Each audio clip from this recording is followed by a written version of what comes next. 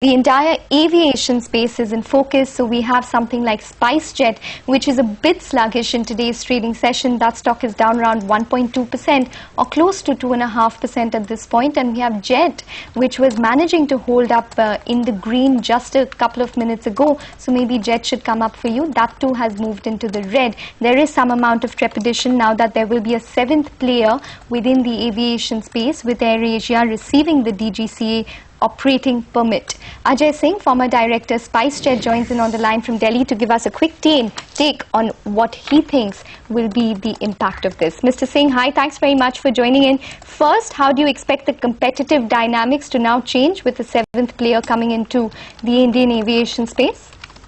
Well, it will certainly stimulate the market. AirAsia is a master at reducing cost and stimulating the market with lower fares. And I expect that that's what they will do. And in the short run, this is good news for the customers.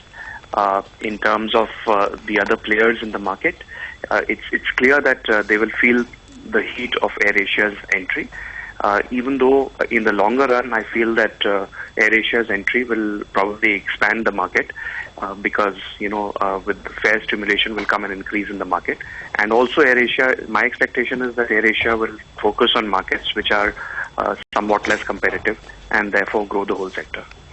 Hi, Mr. Singh. AirAsia has indicated that they will price tickets nearly 35% lower than the average ticket price. So clearly, it appears that losses are going to mount for the Indian aviation space. And anyway, they're loss-making, barring something like an Indigo. So, are the losses going to only mount for Indian players?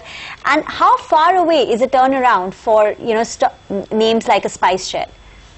No, as far as AirAsia is concerned, they will fly on routes which are less competitive. They are in this to make money. They are a savvy commercial player, and you will see that they will be flying on routes which are pretty much tier 2 kind of routes. And those routes will be not as competitive and therefore will not directly impact the existing players as much. In the longer run, as I said, AirAsia will serve to expand the market for everybody.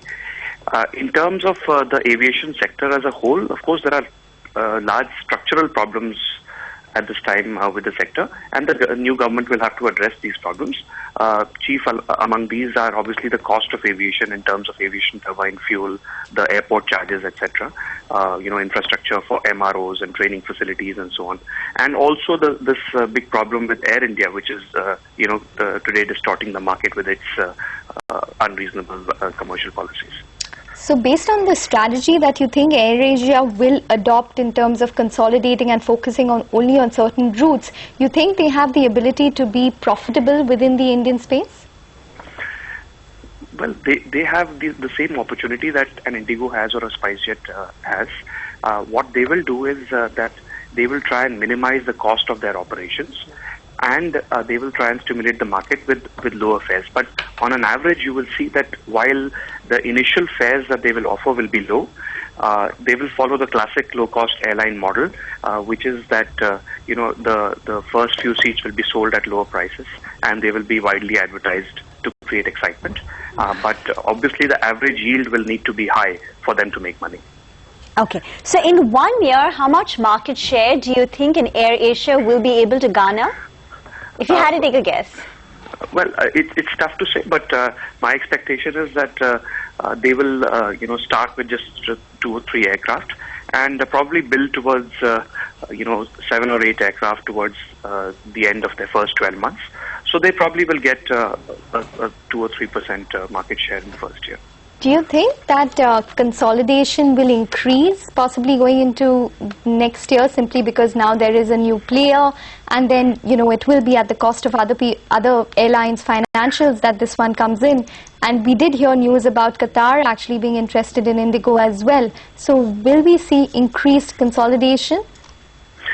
I think that in the medium to long term, India is a very attractive aviation market simply for the fact that there's just about 2.5% of Indians that are flying today. So that the potential market is very large, provided the structural issues are addressed by a new government.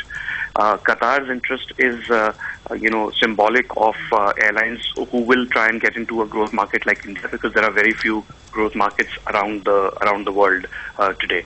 But the new government will have to take certain steps to ensure that this becomes a healthy market. Okay. The Federation of Indian Airlines body has moved the High Court against the AirAsia deal, and the High Court is likely to hear this, I think, tomorrow. So do you think there is, the High Court might rule against the AirAsia deal, or now it's just a done deal and this...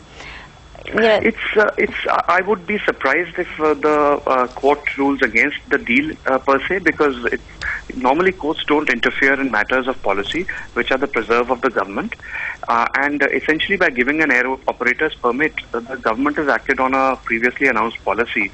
So I would be surprised if the courts intervene. The only challenge to this could probably be that these permits are being given at a time when the code of conduct is in operation. So we'll see what happens. Okay, just one quick last question then, Ajay, from my side. They are going to start operations. AirAsia is going to start operations from Chennai, which is basically where SpiceJet has its base. Do you think that SpiceJet is going to see the maximum amount of a downfall because of AirAsia's launch? Well, SpiceJet has a base in Delhi, really, and not in Chennai. Okay. But as I said, firstly, AirAsia will just take 2 or 3% of the market in the first year, and secondly, that their policy is likely to be on uncompetitive routes, less competitive routes, so that they can make money as well. So it's not as if they will directly impact the existing Indian airlines in a very large way. How many more price falls do you think we could see? The routes that AirAsia will fly, they will certainly stimulate the market with lower fares, and those routes will certainly see an impact on fares. Okay. Just as an industry, veteran, Ajay, SpiceJet has seen a huge management overhaul. Now Sanjeev Kapoor is at the helm, and he's known to be very aggressive. And we've seen that, SpiceJet has announced, various offers which are, pro-customers. What's your sense? Will SpiceJet be able to, consolidate, gain some market share? And how long will it, continue to make losses, according to you? That's difficult to say, but I think the direction is right. SpiceJet needs to be aggressive. SpiceJet has a great brand. They need to focus on on-time performance, which is the current focus today. They need to focus on customer satisfaction. So as long as SpiceJet can do those two things and relentlessly work at reducing the cost of its operation, there's a very good chance that they will turn around.